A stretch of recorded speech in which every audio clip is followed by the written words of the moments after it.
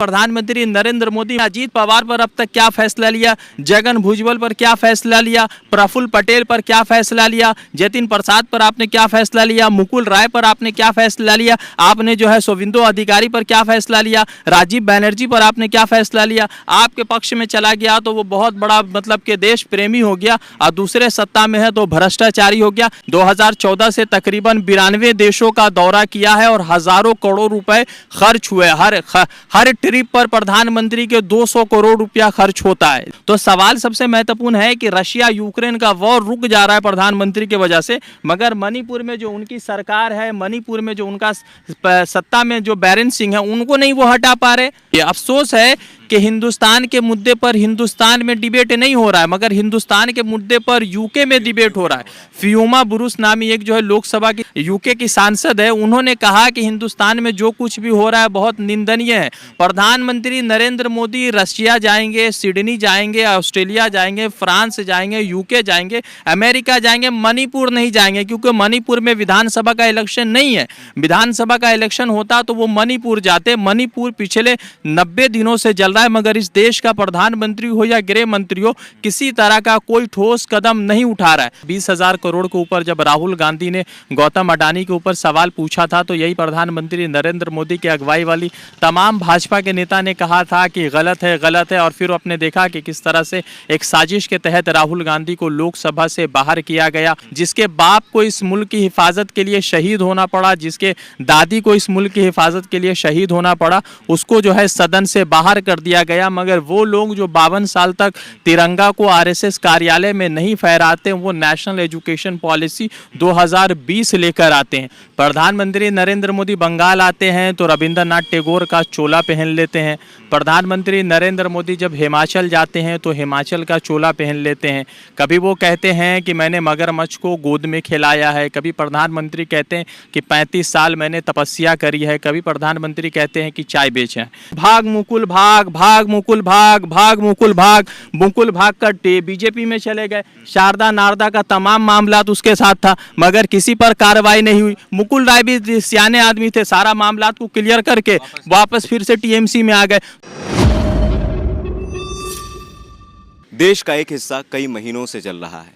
मैं बात मणिपुर की कर रहा हूँ। जी हाँ, बेटियों को बचाने की दावे करते थे इस देश के प्रधानमंत्री, बेटियों को पढ़ाने की बात करते थे, लेकिन आज मणिपुर के सड़कों पर बेटियों को निर्वस्त्र करके उनके साथ दुष्कर्म किया जा रहा है, उनको सड़क पर घुमाया जा रहा है, कईयों के साथ रेप हो चुका है। और ये चीज़ कई महीने पहले हुई थी, लेकिन ये वीडियो 3 से 4 दिन पहले वायरल होता है। उसके बाद इस देश के प्रधानमंत्री सिर्फ 36 सेकंड बोलते हैं।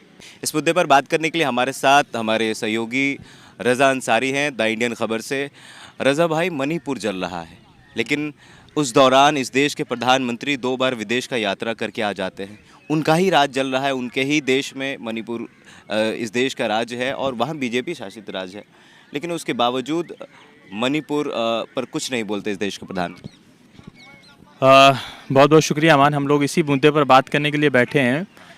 मुझे एक पुराना वीडियो प्रधानमंत्री का याद आ रहा है कि प्रधानमंत्री नरेंद्र मोदी मणिपुर गए थे। मणिपुर में जाने के बाद उन्होंने कहा था कि मणिपुर से मेरा पुराना रिश्ता है।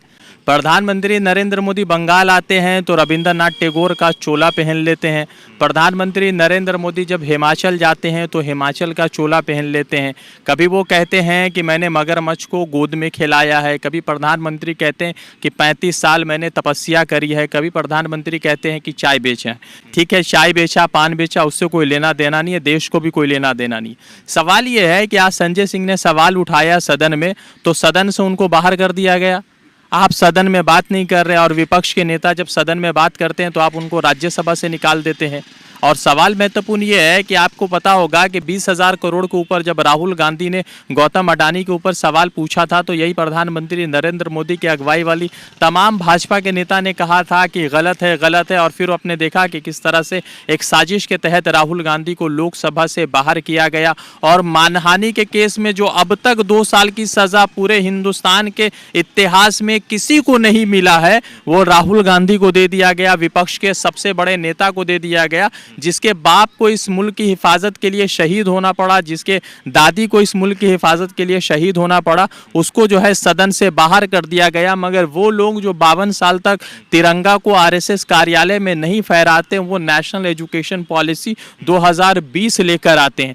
तो सवाल ये है कि संजय सिंह को जो जिस तरह से सदन से बाहर किया गया, मुझे लगता है कि इस देश का लोकतंत्र सोया हुआ है। मर तो नहीं कहा जा सकता, क्योंकि हम लोग पत्रकार लोग हैं, अगर हम लोग किसी की पक्षपात नहीं कर सकते, मगर सदन में जो लोग हैं वो सोया, मतलब सदन में जो सत्ता पक्ष के लोग हैं वो सोई हुई है। अफसोस है कि हिंदुस्तान के मुद्दे पर हिंदुस्तान में डिबेट नहीं हो रहा है, मगर हिंदुस्तान के मुद्दे पर यूके में डिबेट हो रहा है। फियोमा बुरुस नामी एक जो है लोकसभा की यूके की सांसद है, उन्होंने कहा कि हिंदुस्तान में जो कुछ भी हो रहा है बहुत निंदनीय है। प्रधानमंत्री नरेंद्र मोदी रशिया जाएंगे, सिडनी जाएंगे, ऑस्ट्रेलिया जाएंगे, फ्रांस जाएंगे, यूके जाएंगे, अमेरिका जाएंगे, मणिपुर नहीं जाएंगे, क्योंकि मणिपुर में विधानसभा का इलेक्शन नहीं है। विधानसभा का इलेक्शन होता तो वो मणिपुर जाते। मणिपुर पिछले 90 दिनों से जल रहा है, मगर इस देश का प्रधानमंत्री हो या गृह मंत्री हो, किसी तरह का कोई ठोस कदम नहीं उठा रहा है। बंगाल में जब वायलेंस हुआ पंचायत चुनाव में, मैं जानता हूं कि 50 लोग मारे गए, मगर उस 50 लोगों में जो टीएमसी के लोग भी मारे गए, सीपीएम के लोग भी मारे गए, भाजपा के लोग भी मारे गए। हावड़ा के पांचल का एक वीडियो गलत तरीके से यह प्रचार कराया गया कि किसी महिला के साथ दुष्कर्म हुआ है, तो यह गलत है। मगर किस तरह से भाजपा की फेक फैक्ट्री से ये तब आईटी सेल खास करके ये तमाम तरह की खबरें बन रही है। मणिपुर की औरतें रस्तों पर निकलकर प्रधानमंत्री नरेंद्र मोदी का इंतजार कर रही है, मगर प्रधानमंत्री नरेंद्र मोदी अभी तक बोले नहीं है। मान लीजिए कि 36 सेकंड तो बोलना ही नहीं हुआ। 36 सेकंड तो आदमी सांस लेने में वक्त गुजार देता है,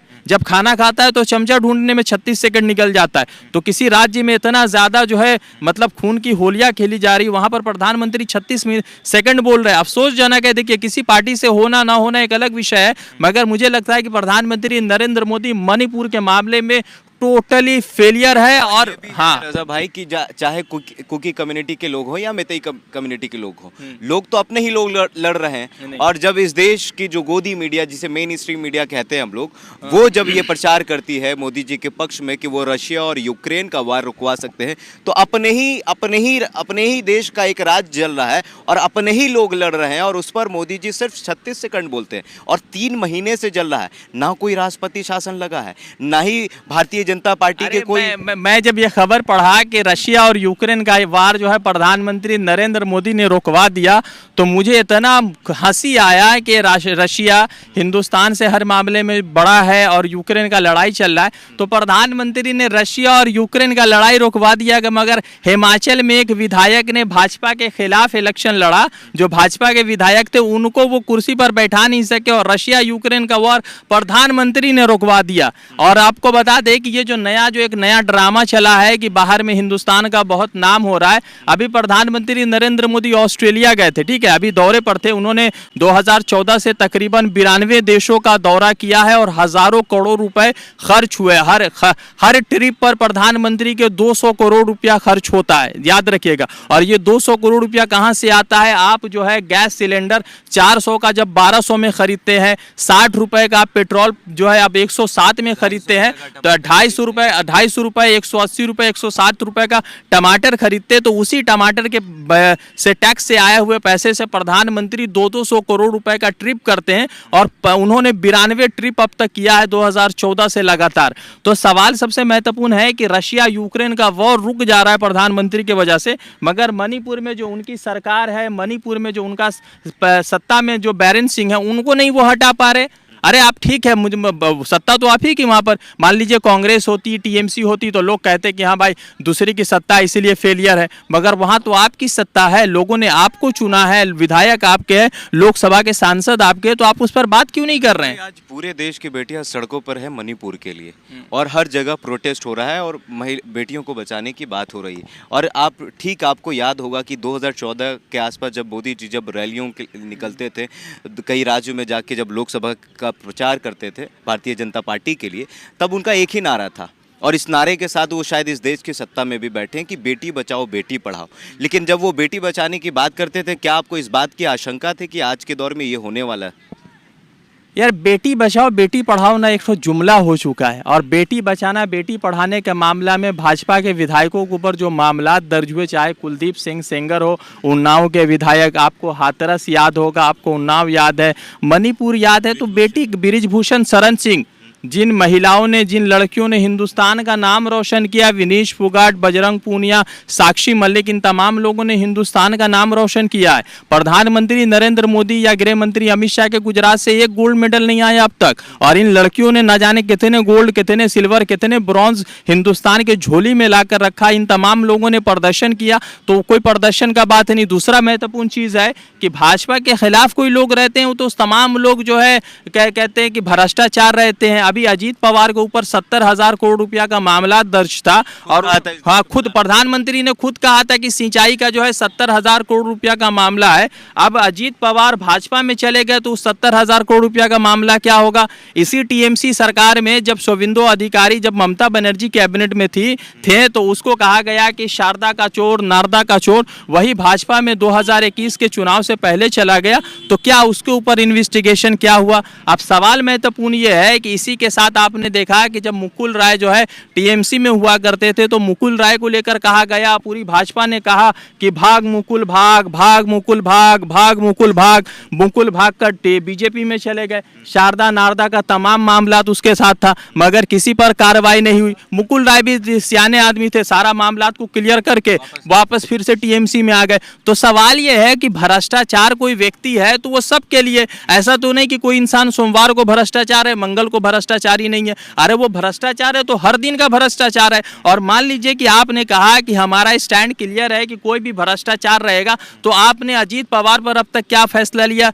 जगन भुजबल पर क्या फैसला लिया, प्रफुल्ल पटेल पर क्या फैसला लिया, जतिन प्रसाद पर आपने क्या फैसला लिया, मुकुल राय पर आपने क्या फैसला लिया, आपने जो है शोविंदो अधिकारी पर क्या फैसला लिया, राजीव बैनर्जी पर आपने क्या फैसला लिया। आपके पक्ष में चला गया तो वो बहुत बड़ा मतलब कि देश प्रेमी हो गया, और दूसरे सत्ता में है तो भ्रष्टाचारी हो गया। खैर ये सब तो सियासी चीज़ें, ये सब चलते रहते हैं, मगर सवाल ये है कि मणिपुर के लेकर ब्रिटेन के सदन में बात, यूके, ब्रिटेन यूके एक ही है, ब्रिटेन के सदन में बात हो रहा है, मगर इस देश के सदन में बात नहीं हो रहा है। तो मुझे लगता है कि अब जो है, जो लगातार 1975-76 वाली इमरजेंसी की बात की जाती है ना, मुझे लगता है कि उससे बुरे हालात से देश गुजर रहा है कि सदन में बात नहीं हो रही है। घोषित आपातकाल, बिल्कुल आघोषित आपातकाल है। अगर आप बोलिएगा आपके ऊपर, घर के ऊपर बुलडोजर चल जाएगा, जिन लोगों ने उस लड़कियों को नंगा परेड करवाया, क्या उनके घर पर बुलडोजर चलाएगी भाजपा सरकार? नहीं चलाएगी। तो मेरा किसी भाजपा सरकार से या मोदी जी से कोई ये नहीं है। अफसोसजनक यह है कि मोदी जी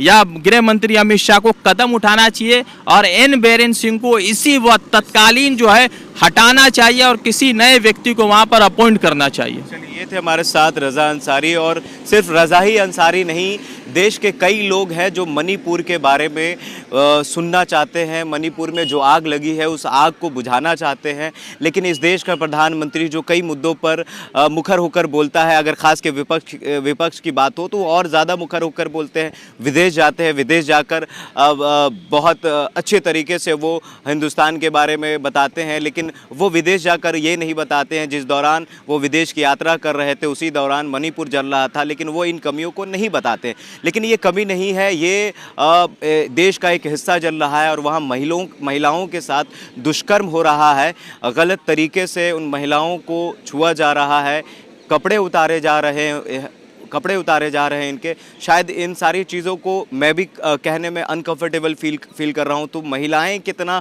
अनकंफर्टेबल फील कर रही होंगी, उनके साथ किस तरीके से ज़्यादती हो रही होगी। लेकिन उसके बावजूद चाहे भारतीय जनता पार्टी के लोग हों या विपक्ष के कुछ भी ऐसे लोग हैं जो इस मुद्दे पर, वो भी इस मुद्दे से भागना चाहते हैं, जो इनडायरेक्टली भाजपा से जुड़े हुए हैं, वो लोग भी इस चीज़ पर नहीं बोल रहे हैं। लेकिन एक सवाल ये है कि जब इस देश के प्रधानमंत्री मोदी जी ने कहा था कि उनके राज्य में, उनके शासन में बेटियों को बचाया जाएगा, बेटियों को पढ़ाने की उन्होंने बात की थी, और जो कि बहुत अच्छी बात थी। लेकिन ठीक इन 10 सालों में, चाहे वो हाथरस का कांड हो, उन्नाव का कांड हो, या बृजभूषण के ऊपर जो आरोप लगा है कि इस देश की महिला पहलवानों को किस तरीके से उन्होंने गलत तरीके से छुआ, उसके बाद अब मणिपुर में महिलाओं के साथ हो रहा है। तो इन सारे मुद्दों पर इन सारे मुद्दों से मोदी जी भागते हुए नजर आए हैं। तो ये क्या अब ये सोचा जाए कि इस देश का प्रधानमंत्री एक डरपोक प्रधानमंत्री है? क्या इस देश का प्रधानमंत्री 56 इंच वाला नहीं है जैसा कि भारतीय जनता पार्टी के लोग दावा करते थे? बहरहाल आपकी क्या प्रतिक्रिया है मणिपुर को लेकर, हमारे कमेंट बॉक्स में ज़रूर बताइएगा। अगर आप हमारे फेसबुक पेज पर हैं तो लाइक करिए, अगर आप हमारे यूट्यूब चैनल पर हैं तो सब्सक्राइब करिए।